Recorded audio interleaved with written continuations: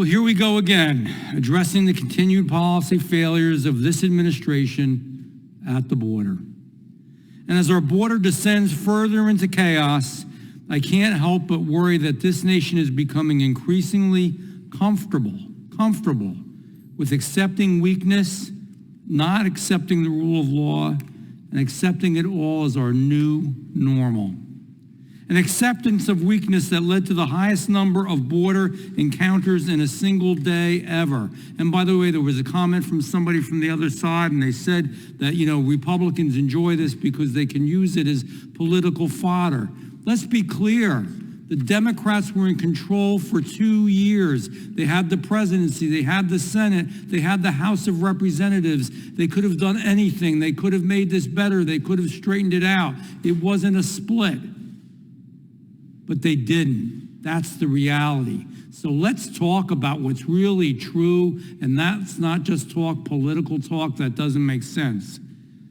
An acceptance of weakness has turned every town in America, from El Paso, Texas, to Orange County, California, New York, into a de facto border town. An acceptance of weakness that has turned public parks, police stations, and school gymnasiums into makeshift shelters. Tell me that's good for America. Anybody sitting out there right now, you tell me that that's good for our America. An acceptance of weakness that led to the tragic case of Kayla Hamilton, where an MS-13 gang member was allowed into our country as a supposed, quote, unaccompanied minor, end quote, despite a history of criminal activity and of violence. Tell me that's good for our America. If you have strong borders, if you don't have strong borders, you are not a strong nation. Every country in the world basically has strong borders. Third world countries have stronger borders than we do right now.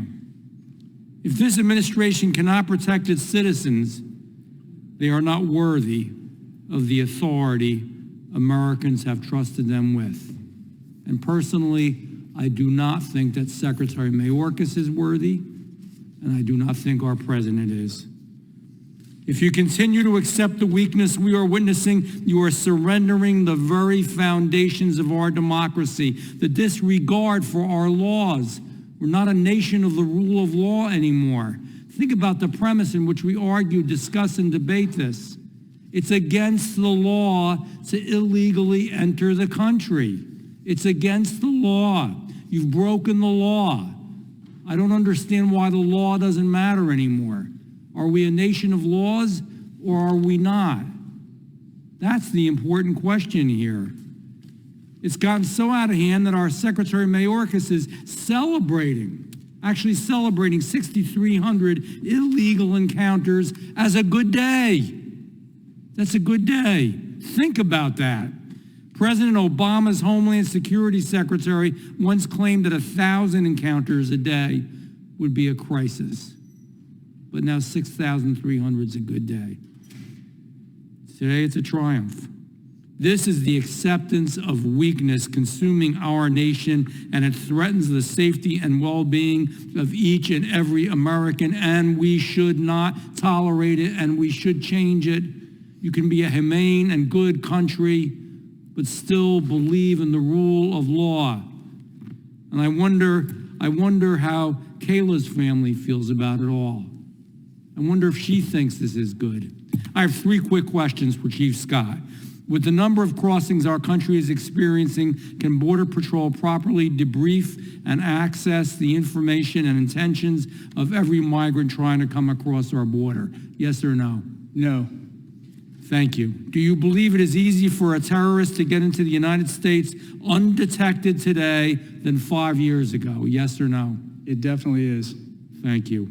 As thousands of illegal migrants are accepted into our country every day, there are less obvious threats to Americans that we aren't noticing yet, or are we looking into them enough? The question is, are we looking into these threats enough? Yes or no?